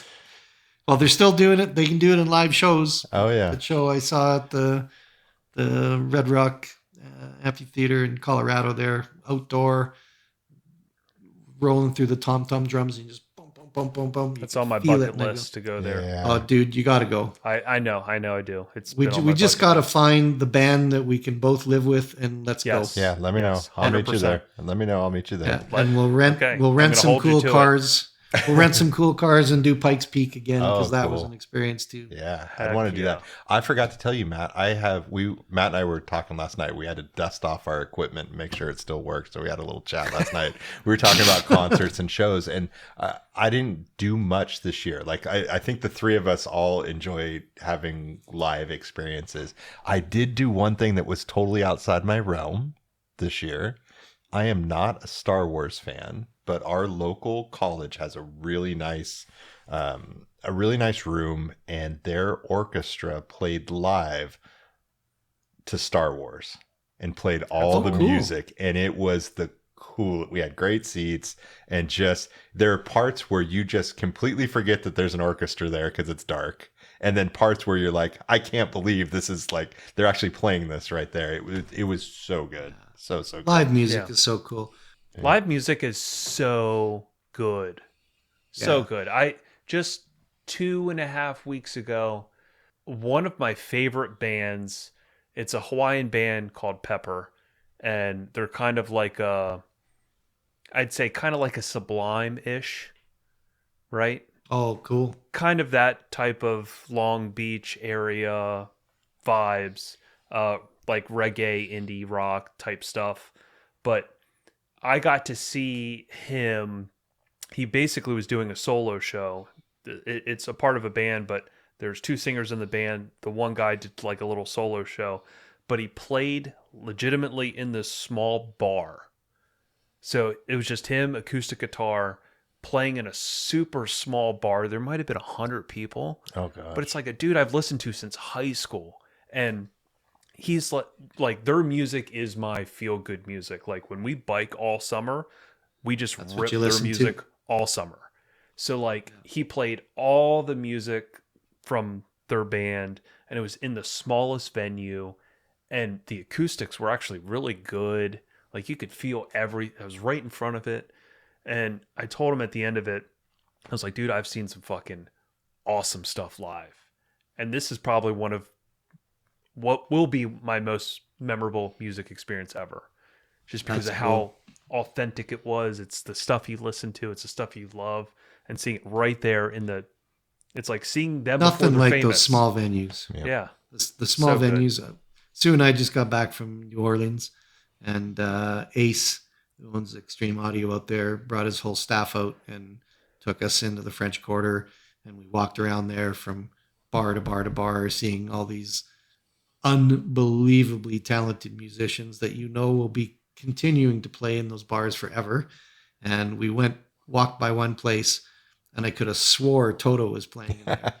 And we walked in there, and there's like 10 people jammed on this tiny little stage playing. They had a 3-piece horn section. They did Toto, and they did, She's a Brick House. I can't remember who does that song. Isaac Hayes, maybe? Yeah. I can't remember.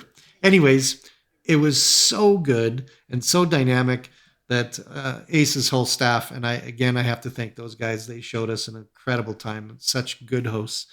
Sue and I had just a wonderful time. But I got so into this music that I turned around. There was 13 people when we walked into that place from our group. And when I turned around, it was just Ace and his wife left. They all just kind of left me alone because I was, he's gone. Just leave him alone. But it's amazing what music can do to the soul and the mind, and that's what you can recreate dynamics like that in the car. It's such a cool experience. Yeah. I love what I do. Yeah. We're lucky. Yeah, we are. I definitely, anytime I go to a show and I'm, quote unquote stuck giving demos all day, and I'm like, this is literally my job. I get paid to sit in a car and jam out to music with people. Like, this is really terrible. Yeah, that's why it's so fun, because when you get to build somebody's dream system in a super dope car, and then they're experiencing that music like they've never experienced it before, it's just so special, dude. I've had so many grown men cry in a car. Yeah. It's just Pretty cool. super cool. And that's why, again, I couldn't be a mechanic at Lexus, because you spend 6 hours replacing a leaky cam seal, and the person didn't want to be there in the first place. Right. Yeah, they're still pissed. Yep. They're still pissed, even though that so seal pissed. is not leaking anymore. Yeah, they couldn't be That more was pissed. one of the things growing up, that my dad was a service manager. My brother was his warranty administrator, and they'd both come home, and Dad would say, that is the toughest job ever. Because when somebody walks into a service department, they're mad. Yeah. Yeah. And So if you mad. can have them smiling on the way out, you know that you've done your job. And that was always his goal, is to make sure people that came to him as the service manager with a big complaint left smiling and saying thank you. And that's what I get off on Art from Audio by Art in Texas. He's a one-man band in Texas. And he always takes pictures of his clients' arms because the hair is standing up on their arms with goosebumps on there. I just love that. It's such a reward for the job we do. And every time we deliver a car at our proof of concept retail store, and I see a client and they shake my hand and thank you, thanking us for spending 10 grand. Right. It's like, no, the pleasure was all ours. Seriously. Yeah. It's good. Yeah, that's awesome. So where do you think we kind of talked about the key demographic of clients, and we touched on kids not wanting to drive today, like the Gen Xers. Gen Z. I don't know. So- Is that what we're on now? I think Gen Z, yeah. My daughter's Gen Z, even though I do have a bitchin' system to put in her car. Got audio control full setup. It's going to be bitchin'. She's going to have the dopest system ever. But what do you, what does car audio look like in 5-10 years? Wow. Factory or Pull up the aftermarket? Crystal ball. Yeah, factory or aftermarket? Both. Like what, obviously everyone has to pivot. Do you think the in-car, I think we've talked about this on podcasts in the past, the in-car experience is going to become more necessary because there's going to be less, you're not going to be driving, right? It's going to be automated driving, which means you in your living room enjoying whatever is more necessary. I think there's going to be a much greater opportunity for us to make an impact because manufacturers, are still going to make it as cheap as possible, but as acceptable as possible. They'll do better, of course, because their attention is also going to have to pivot on how do we entertain the people in our cars more, because that's why people are buying cars, is to be entertained. But again, it's going to make it tougher for the shops not wanting to fully integrate into cars or being scared to integrate into new cars. Yeah. So it's going to take, I've kind of said this to people in our shop, like every shop is going to have like an engineer, right?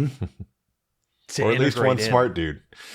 Yeah. One smart dude. Like it's not just going to be a bunch of techs. It's going to have to be like pretty much like an engineer. We're going to have to completely change our way of thinking because I read a post about 3 months ago. This was on an F-150 with the B&O Unleashed system and a 2023 F-150. So that's the one with the overhead effect speakers, the headrest speakers, the whole 9 yards in it.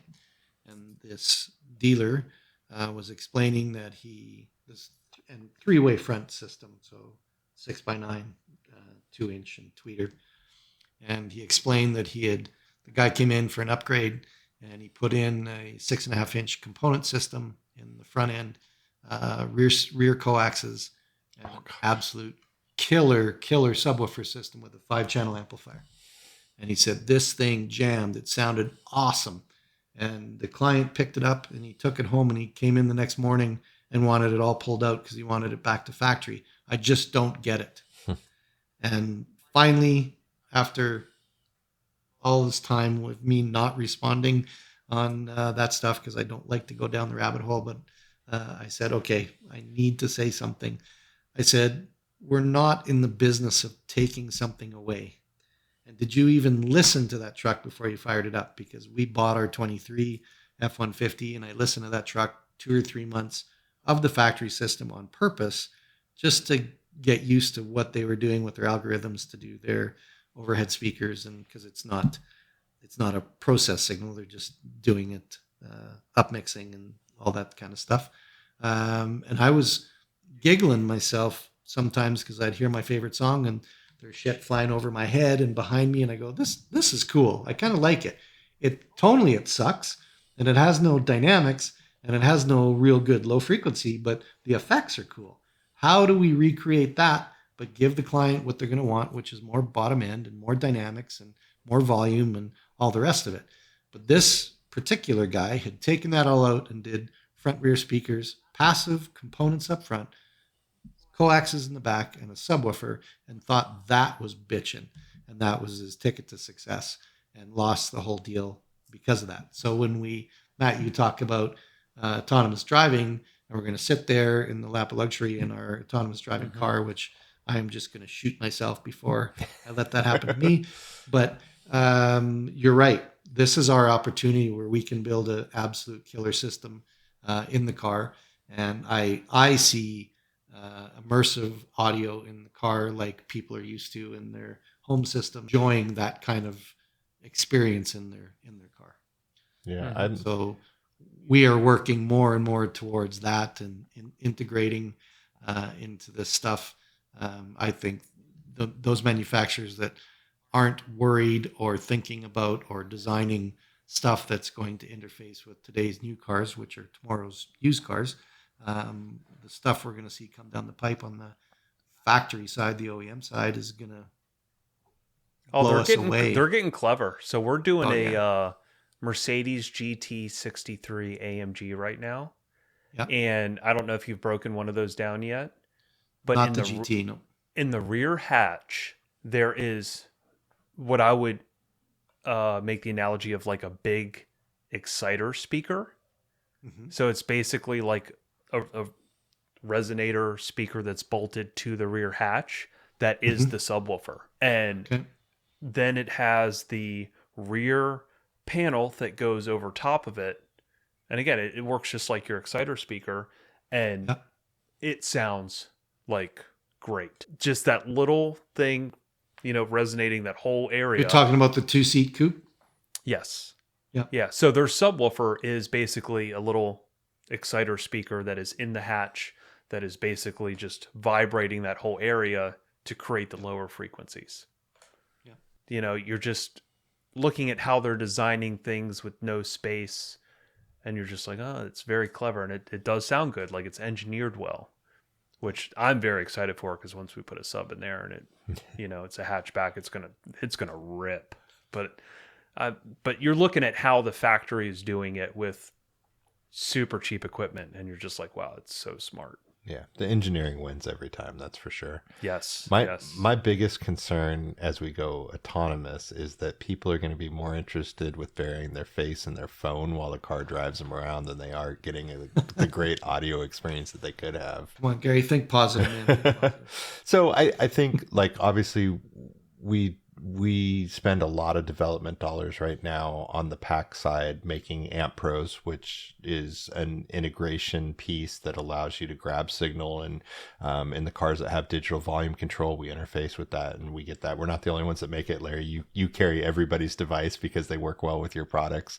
But I think that's really where you guys do a hell of a good job on your stuff, though. Thank you. It works.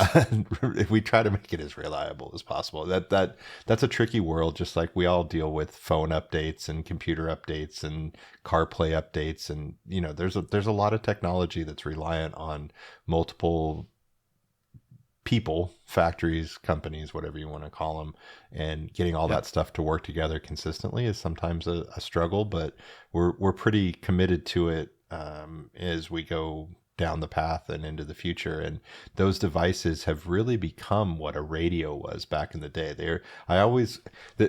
It's tough. It's a tough piece for us to market. I don't know how you guys deal with it, Larry, and trying to explain to dealers the benefit of using one of those types of devices. And I'm like, if we could just like take a picture of an Amp Pro and then take a picture of like a cool Macintosh receiver and say, we're turning your factory radio into this, and you want to start with really good signal, and this is the way to do it. Like, that's the message that needs to get out there. It usually starts, we've got an 18 channel amplifier, so that's 36 wires that you need to connect. And I'm sure none of you guys have ever hooked a speaker out of polarity growing up. But now we have 36 chances to do that. Yeah. So let's all just, and times two, because you got input and output if you're going channel for channel. So now we have 72 channels.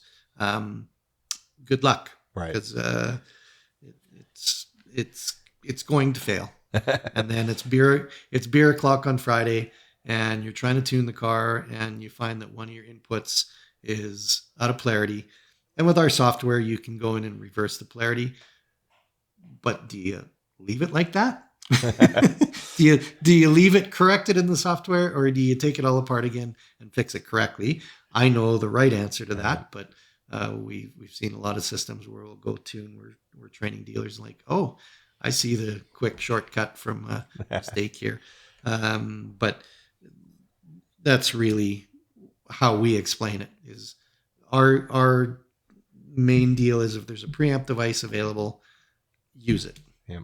And then we give you all the tools in our software to recreate that F-150 unleashed experience doing what we do. And you can't take that away from the customer. You want to make your life easier, quicker, profitable, repeatable, being the key factor. So those are some of the things that we work really hard on. So The between other- the two of you, you guys pretty much have the whole entire preamp market covered. Well, I mean, we're not the only ones that make those devices. Larry carries everybody's because we don't cover every application. We are focused on that biggest chunk of the market and providing value. Like everything we do is value oriented. We're going to still give you the Toslink output and clean digital signal. Could we spend more building ours? Could we put it in an aluminum housing? Could we do all these things? Yes, we could. We could make it more expensive, but the goal is to have some volume behind the products. I mean, we are a pretty big company. It is a pretty big expense to develop one of those devices and validate it. Just the hours of validation and Yeah. software revisions and that kind of And, stuff is huge. So you're never going to see us make the niche market, hey, we could sell 200 of these a year type of products. But at the same point, from a shop perspective, it's all about reliability. I don't care what your interface looks like, right? Yeah. You know, It's got to work. Amp Pro has its place, Nav TV has its place. Whatever is available for the car that I know is going to be reliable, that's what I'm going to use every time. Yeah. And I don't know your engineering team on the Amp Pro side, Gary, but give them a big hug from MSC because they're doing a great job. And Fraser at Mobridge Yeah, Amp Pro's and always FTV. so reliable.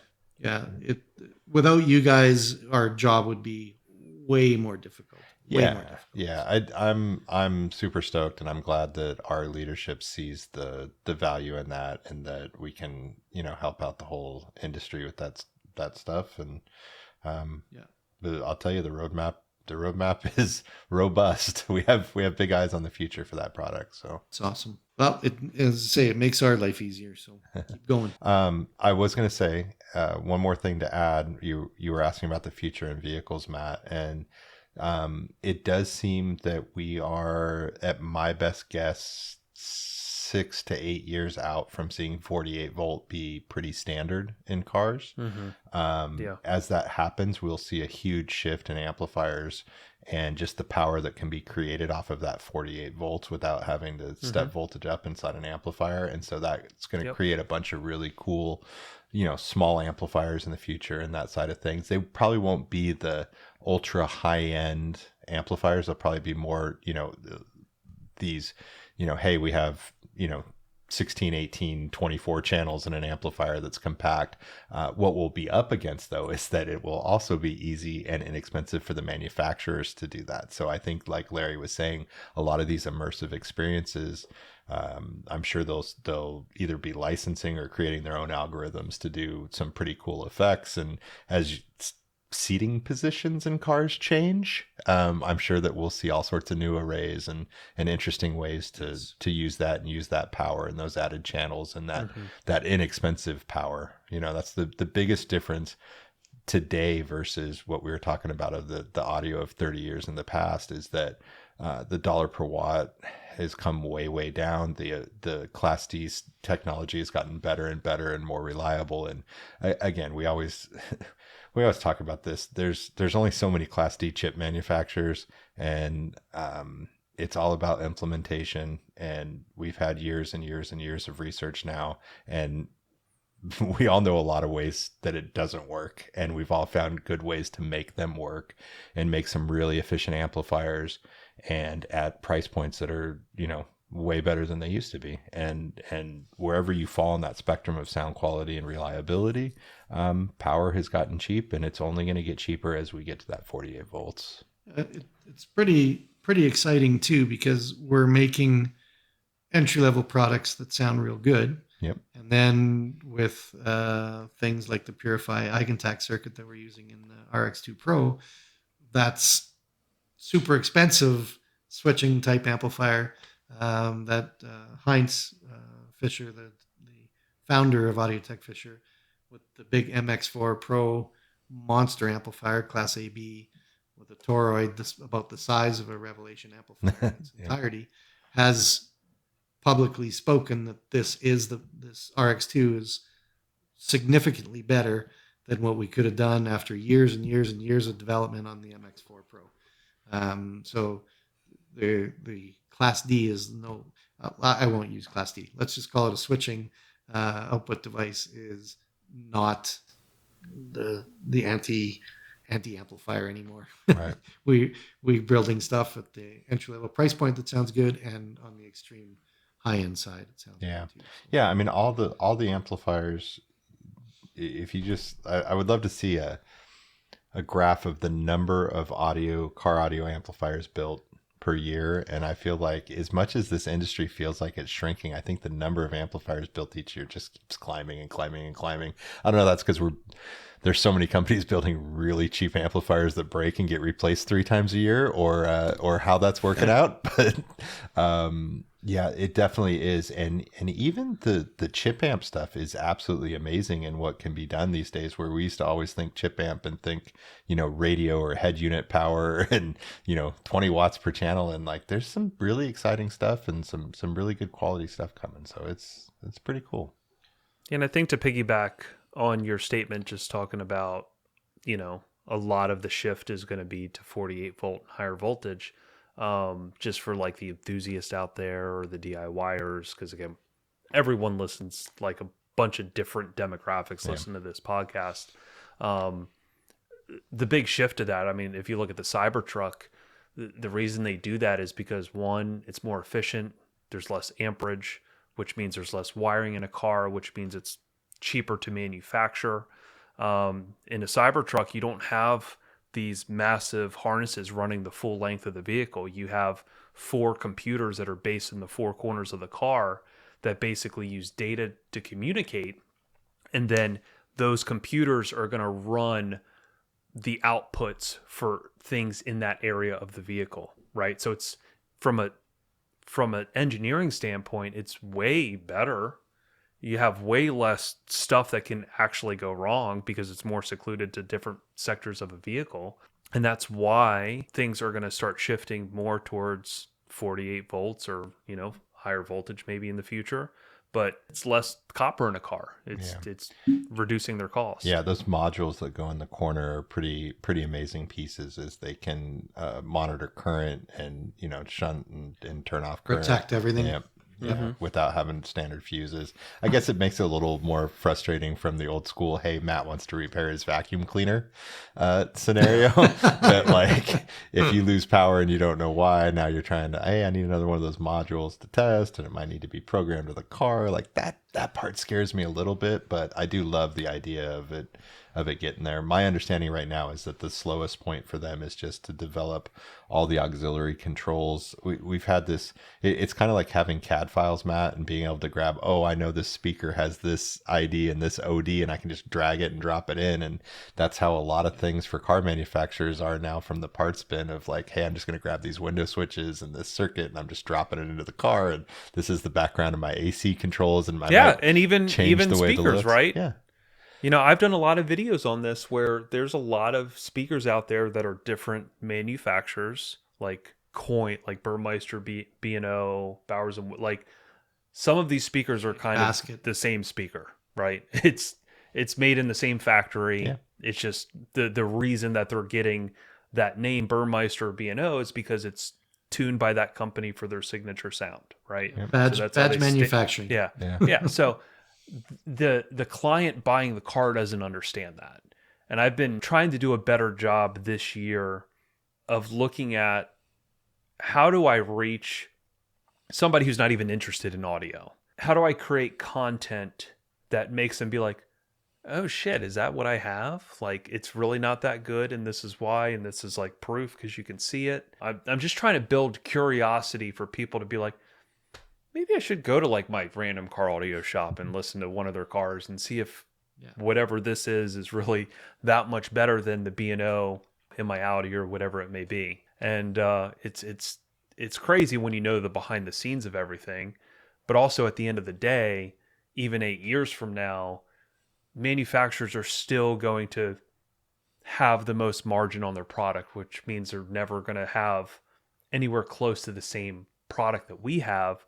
But at the end of the day, the engineering side is going to be better because of AI and all the stuff available. So that's why us as techs, if we want to survive this industry, we need to become engineer level. We need to understand how to use AI. We need to understand how to measure like they measure, because we need to at least meet what they're doing in their car. And again, that's why you see a lot of car audio companies starting to like fade, because they can't make a random modern car sound better by removing everything and then retuning it and that's getting a better result. That's my point, Matt, is that you're going to have partners that elevate themselves as well. We just had a quick product development meeting with Julian, the CEO of Audio Tech Fisher, Monday or Tuesday this week. And some of the things that they're working on is just like, my gosh, it feels so good that we're still pushing the envelope of what's being done and being able to work with the newer cars and work with the new power supplies in the car. And we first found that with the 16 volts in the Model Y and Model 3. And we're ready for 48 volts when we start to see that because of the design of our power supply. It's not a push-pull power supply. And let's not jump down that rabbit hole because that'll be another hour. But it's very interesting to see how easy it is to get better sound now. It's more complicated, but it's easier. We're trying to make it easier for our dealers to get great sound in these cars. And that's one of the things that we're going to demonstrate at MasterTech this year. And Gary, you brought up a great topic a bit ago about really how much do you have to spend to get good sound, because you can do it really affordably. So we're going to show 3 levels of system in the same car, from a OEM upgrade to a mid-level system to a high-level system in the same car, with step up in product, and have a listen to all 3 cars. And you tell me where you see value. And I think you can lease 3 cars, and it doesn't have to be Porsches or anything like that. You could lease 3 cars for $1,200 to $1,500 a month and have them available at your store. And what a demonstration that would be to take somebody out. Well, this is our $1,500, $3,000 OEM upgrade. This is our $7,000 mid-level system. This is our $10,000 knock your socks off system. You have a listen and tell me where you see value. Instead of trying to sell somebody something, you let them experience it and tell you where they're comfortable with. So we're going to demonstrate that at MasterTech this year as kind of a idea for dealers to present a best, better, good cool type scenario. I love that. I love a good Those demo. A/B comparisons are awesome. Well, I saw the absolute smile on your face when you were over there beating my body to death because we were 100 feet away from you, and I could still experience the demo of your truck. That was awesome. It's definitely fun. I prefer the Prius still, but I did get in the Prius to drive home, and I was like, man, I thought this thing was louder. Well, maybe it was as loud. It's just that your ears were accustomed to the 190,000 dB that you were putting out in that truck.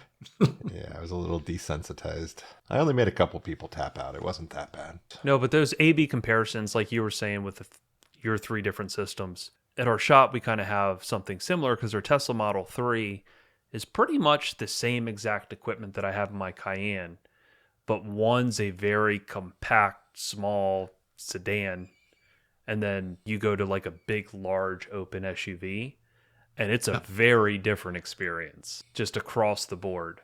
So I think it's a great demo to show that like the atmosphere of your car is going to make a pretty large impact. If you're sitting a lot further away from the dash versus being all condensed in a very narrow car, it's going to sound completely different. I do have a couple questions there. You have raised questions in my mind now. A, did you tune them to the same targets, and did you put the same amount of work into each tune? The answer to that first question, part A and part B, is they're not built yet. Oh, I'm asking yes. Matt between his two shop cars. Oh, okay. I assume you will. Okay, I assume you'll go for this. That's a good question. I do want to know the answer between all of them too for you. Well, but I want to know for Matt, who says the 2 cars with similar equipment sound significantly different. So for me, the only thing that's different between the 2 is the DSP. Okay. Which the Tesla has one DSP, and then my Cayenne has a different DSP. Okay. So for me, you ask, is there the same time tuning? One is a little bit more difficult to get the end result. Okay. And then one is a lot quicker. I mean, honestly, the amount of time I have in my Cayenne tune might be an hour tops Wow. for like what you hear, and it sounds terrific. So not a lot of time. Yes, same target, same expectations. But again, that's why we choose the different types of products, because some things allow you to see a little bit more detail or data that things are as good as you can get them. Yeah. And the Tesla is A-pillars or it's dash location, stock dash locations? Yeah, it's kind of the same as mine. So it's kind of similar to my Porsche. So there's pillars with mid-range. Both of them are somewhat on axis for the mid-range, and then the tweeters are in custom sail panels. So kind of like the widest part of the car. Yep. 8-inch mid-bass woofers. Obviously, my Cayenne has way more sound treatment than the Tesla. Pretty necessary with those doors. I mean, the doors of my Cayenne probably weigh 100 pounds a piece, because that's what was needed to like not have any resonance period within those door panels. Yep. But both have two 10-inch Utopia subs. One of those is venting through a rear deck versus being completely open in my Cayenne. So again, it's good to really show what to expect in certain situations, right? Because at the end of the day, the car's always going to dictate the potential of what the system ultimately can be, right? You have some cars where like things are going to resonate super quick, and you either fix it to the best of your ability and then it's still kind of capped to where you can't make it even more dynamic because you're capped to where the car is just ultimately going to resonate and there's nothing you can do about it, right? So you can't get the full potential out of what's possible without hearing some sort of resonance. And you and I have had this talk in the past about like, do you ever go to like the just fun, even knowing shit resonates type shit, you know? Yeah. We've talked about that. The answer is yes. It turns out I might be known for it. Yeah, but that's like at MasterTech when we did the Prius, like that demo, the initial sound quality demo is set up to where, nothing resonates unless the stupid sun visors are up in the closed position and then they rattle. So you have to fold them down. But then you give them the full tilt with the bass knob crank. Yeah, it's funny how you know where all those little sounds are. Like I had to take off on my Cayenne. I had to take off the outside black trim on like the rear passenger door, because that thing would just rattle and resonate and you could hear it from the inside. So it's like you take apart every little piece to the point where like now there's not one thing in there that resonates. So Larry, the cars you're gonna do for MasterTech, is the idea that like something's factory is it factory locations and a basic amp and then maybe custom stuff? Yeah, from OEM upgrade day in day out to something pretty crazy. Not over the top crazy. But just so you can see the difference. Cool. Sounds like fun. I've got to come to MasterTech to find out. I'll be there, Matt. Yeah, it's going to be a great show. We're got a lot of cool demos and displays and things that we're planning this year to kind of elevate what we've done in the past. So that's good. That's good. It's been a good show. Well, it's been a great evening. It's special to spend that with you guys and great friends and talking about the things we do for our income and also our hobby. So it's a love of what we do, and I love sharing it with everybody. Yeah, well, we appreciate you coming and then on. Hopefully in the future we can have on possibly Julian. Oh yeah, for sure. Yeah, I'd love to get their perspective and that whole story. And man, get they the make crazy really good Frenchman stuff on here too. Yeah, for sure. Great. But thank you for everything that you do personally, Larry. They don't make them like you. You're a one of one, and you've been the same person, and you've never taken a day off since probably the day that I met you. And that's a long time. That's true. I get reminded by my wife enough of that. So it's hard when you enjoy doing what you're doing. Every day when I go to work is kind of like a day off because I'm not going to bullshit you and say we don't have bad days, but it's pretty cool. We get to deal with cool people with cool cars and music. Life sucks, doesn't it? Yeah. It's a pretty difficult job. Yeah. Yeah, I think that's thanks for the biggest struggle is people who, like my wife, who don't understand why I would work so much, and it's because you don't see it as work when you're enjoying what you do. Yeah. Well, the good thing is Sue and I work together, so she sees what gets me fired up and always supports me with that. So she allows me to be this crazy guy I am. So. It's awesome. But Matt, thanks for supporting our products. Thanks for doing what you do and protecting people from the long arm of the law. And Gary, thanks for sharing the industry with me and having fun doing what we do. I always get off talking to you. You're a good dude. Love hanging out. And congratulations on the acquisition of Uniden. Thank you. I guess just real quick, just name all the brands that you deal with. So Audio Tech Fisher, Blam, Uniden, and then as Gary said, we do all the interface products. We just want to be the first call and the only call that you need to make. So hey, I got this car in the bay. What goes in it and how do I interface with it? And if we have a preamp available, if there's a preamp available for it, we can get it to you. If it's one-to-one channel routing, we have the products that can do that, and we get on, as I think we have done with a couple of your guys, Matt, we get on Quick Assist or TeamViewer, whatever we need to do, and guide your text through the advanced input signal analysis and try and get the car working the way we all want it to sound and make it. So that's basically about it. We're pretty dedicated to our craft, and radar has always been a passion for me. It represents almost 50% of what we do in our proof of concept retail store. So I like to share as much of that knowledge and passion we have for the radar side for other dealers as well. And I know you've been absolutely kicking butt lately with radar installs at your place. So looks like he's been mostly goofing off with the radar stuff to me. Yeah, just new boot goofing. Yeah, I was going to comment on that, but I was going to leave that alone. But yeah, that is damn funny. Well, I mean, there was definitely an opportunity there, right? Because like, I knew I had to shave for my Halloween outfit. So I knew it was a good opportunity. Is this what they call too much information? Yeah. I was Baby Billy from Righteous Gemstones for Halloween, so I had to fully shave, which means there was an opportunity to just go mustache and get like a Reno 911 cop outfit.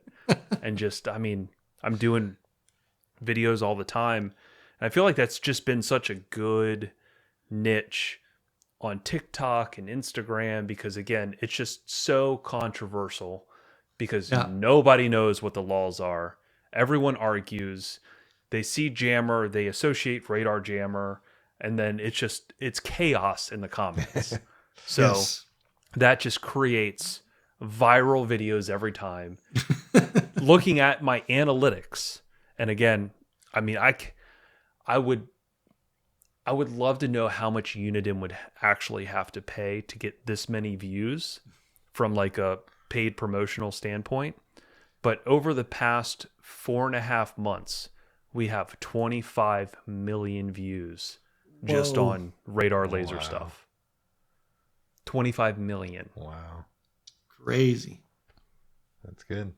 And it's at that point, pretty much all that's Uniden. That's awesome. Just being silly. Thank you for that. We gotta bust out that costume in real life sometime. Yeah, I think I sent you both pictures of me in that outfit that I never posted. Laying next to a Camaro. On the ground. Yeah. I changed my. Sometimes I worry about you. Sometimes I worry about you, man. I changed my picture in my phone for you to the. Yeah, I know. It's fitting. All good. Great. All right. I think it's night Well, night thank time. you for coming on. Thank you for coming on again. It's been a long time coming, and yeah, dude, I love working alongside you. I love the support. Good people make good people better. They always say find yourself in a room with smart people, and you're definitely one of those people in my career that was obvious. Anytime I was in a room with you, I'd leave smarter. So I appreciate Well, you. thank you very much. Making the old dude feel special tonight. Thank you for that. And you're all right too, Gary. Yeah, whatever. I'm just here. Hanging out in the corner. All right, guys. All right. Have a great evening. Sounds good. All right. Cue the music.